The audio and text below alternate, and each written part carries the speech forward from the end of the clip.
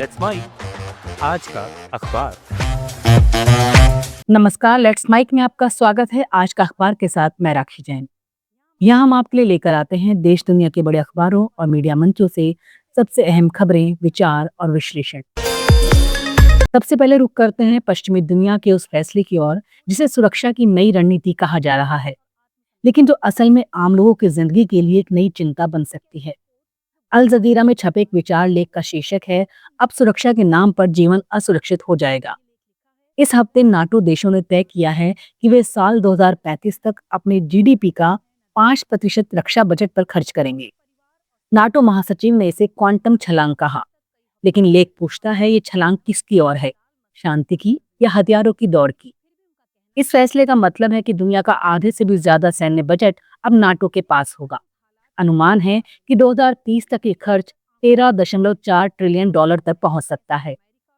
एक सरल भाषा में तुलना करता है, इतनी राशि हो तो दुनिया के हर नागरिक को 1.4 लाख एक मुश्त मिल सकते हैं। लेकिन इसके उलट असर क्या होगा?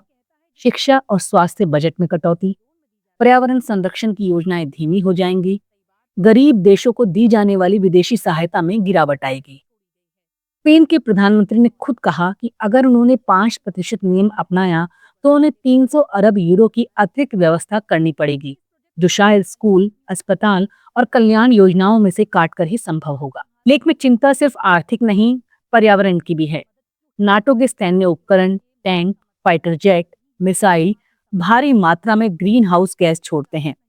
लेख के मुताबिक अगर ये 5% रक्षा खर्च लागू हुआ तो 2030 तक जितनी कार्बन गैस निकलेगी वो ब्राजील और जापान के सालाना उत्सर्जन के बराबर होगी। और सबसे अहम सवाल ये है कि इतना सब करने की जरूरत क्यों? रूस की जीडीपी नाटो देशों से 10 गुना छोटी है। आतंकवाद के खिलाफ भारी सैन्य बजट पहले भी अफगानिस्तान और लीबिया में कुछ खास नहीं कर पाया, तो फिर अब क्यों? लेख एक स्पष्ट चेतावनी देता है, सुरक्षा केवल बंदूक से नहीं आती, सच्ची सुरक्षा न्याय, सहयोग और नागरिक जीवन की मजबूती से मिलती है। लेकिन इस सैन्य विस्तार का सबसे बड़ा फायदा सिर्फ हथियार बनाने वाली कंपनियों और उनके शेयरधारकों को होगा, आम जनता को नहीं। अब बात अमेरिका से आई एक ऐसी रिपोर्ट की जो आंदोलन की जीत के बाद उसके रास्ते पर नए सवाल खड़े करती है। द न्यूयॉर्क टाइम्स में एंड्रू सुल्लिवन का लेख छपा है, शीर्षक है, शादी की बराबरी के 10 साल, लेकिन अब आंदोलन कहाँ जा रहा है। एंड्रू सुल्लिवन खुद समलैंगिक है और अमेरिका में गे राइट्स आंदोलन की शुरुआती और सबसे मुखर आवाजों में से रहे हैं। उन्होंने इस लेख में एक नई चिंता जाहिर की है। वो याद दिलाते हैं कि 2015 में जब अमेरिकी सुप्रीम कोर्ट ने समलैंगिक विवाह को वैध ठहराया तो एक ऐतिहासिक जीत थी। एक ऐसा सपना जिसे कभी असंभव माना गया था, वो हकीकत बन गया। लेकिन अब जब वो लड़ाई जीत ली गई है तो आंदोलन एक नए रास्ते पर जा चुका है। सुल्लिवन कहते हैं कि अब पूरा फोकस ट्रांसजेंडर अधिकारों और जेंडर पहचान से जुड़े मुद्दों पर चला गया है और वहां कुछ ऐसी मांगे उठ रही हैं जो बायोलॉजिकल सच्चाइयों को पूरी तरह नकार देती हैं।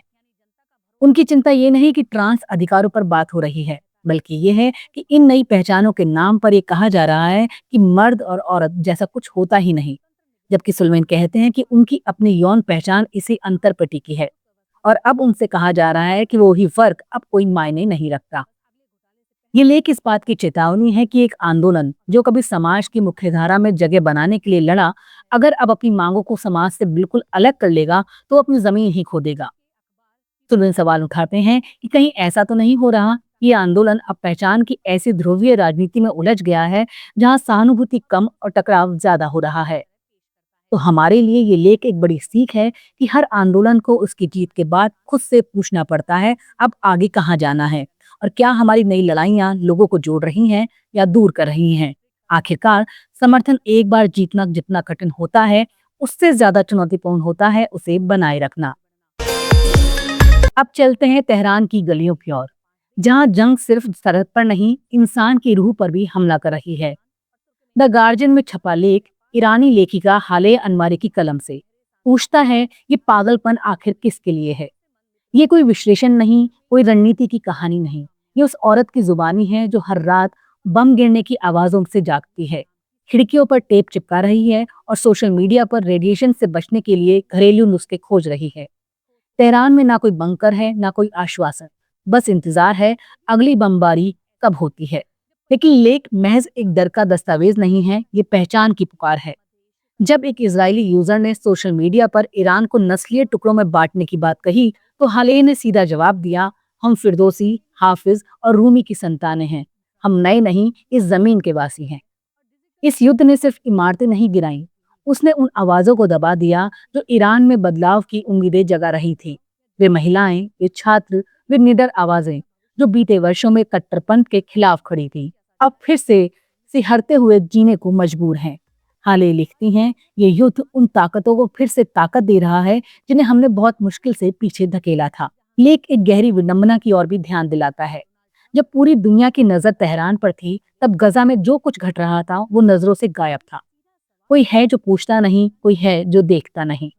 और फिर आता है सबसे बुनियादी सवाल, क्या इस युद्ध ने किसी आम अमेरिकी, किसी इजरायली या ईरानी को कुछ दिया, या फिर सिर्फ इसके नेताओं को एक और बयान, एक और जीत का झूठा दावा। लेख का आखिरी वाक्य जैसे हवा में तैरती एक चीख है।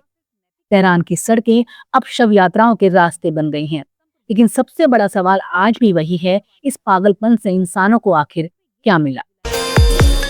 हर साल जून आते ही 1975 के आपातकाल की चर्चा गर्म हो जाती है। सत्ता पक्ष इसे भारतीय लोकतंत्र पर सबसे बड़ा धब्बा बताता है, लेकिन द वायर में वरिष्ठ पत्रकार कृष्ण प्रताप सिंह लिखते हैं कि जिस दौर को हम बार बार कोसते हैं, उससे कहीं ज्यादा खतरनाक समय में आज हम जी रहे हैं। बस फर्क इतना है कि आज का आपातकाल अघोषित है। लेख के अनुसार आज की स्थिति कहीं अधिक गंभीर है, क्योंकि लोकतांत्रिक संस्थाएं निस्तेज हो चुकी हैं। मीडिया और न्यायपालिका स्वतंत्र स्वर दबा दिया गया है और संविधान के मूल मूल्य समानता, धर्मनिरपेक्षता और न्याय क्रमशः कमजोर किए जा रहे हैं। और सबसे बड़ी बात, जनता अब इस सबको सामान्य मानने लगी है। कृष्ण प्रताप सिंह इस बात पर जोर देते हैं कि इंदिरा गांधी ने भले ही आपातकाल की गलती मानी थी, लेकिन आज की सत्ता कोई आत्मचिंतन नहीं करती। वो ये भी याद दिलाते हैं कि राष्ट्रीय स्वयंसेवक संघ का संविधान से शुरू से ही वैचारिक टकराव रहा है। संघ के पूर्व प्रमुख गोलवलकर ने मनुस्मृति को भारतीय संविधान से बेहतर बताया था और तिरंगे की जगह भगवा झंडे को राष्ट्रध्वज बनाने की वकालत की थी। लेकिन चेतावनी देता है कि आज लोकतंत्र एक छीके में बदल चुका है। चुनाव तो हो रहे हैं, लेकिन उनके पीछे संस्थाएं खोखली हो चुकी हैं और जनता को कॉरपोरेट, धार्मिक और विचारधारात्मक प्रचार में उलझा दिया गया है। ये चुनावी निरंकुशता और वैचारिक फांसीवाद का मिला जुला रूप है। अंत में द वायर का एक सवाल उठाता है कि क्या केवल 1975 को याद करना पर्याप्त है, या हमें मौजूदा समय की गहराई से जांच करनी चाहिए, जहां सत्ता पक्ष खुद वैसे ही बल्कि कहीं अधिक स्थायी और खतरनाक संविधान विरोधी प्रयोगों में जुटा है। द डेक्कन हेराल्ड ने अपने संपादकीय में भारत की उच्च शिक्षा पर दोहरी तस्वीर पेश की है, एक और उम्मीद, दूसरी ओर चिंता। यूएस वर्ल्ड यूनिवर्सिटी रैंकिंग 2026 में भारत की अब तक की सबसे बड़ी मौजूदगी दर्ज हुई है।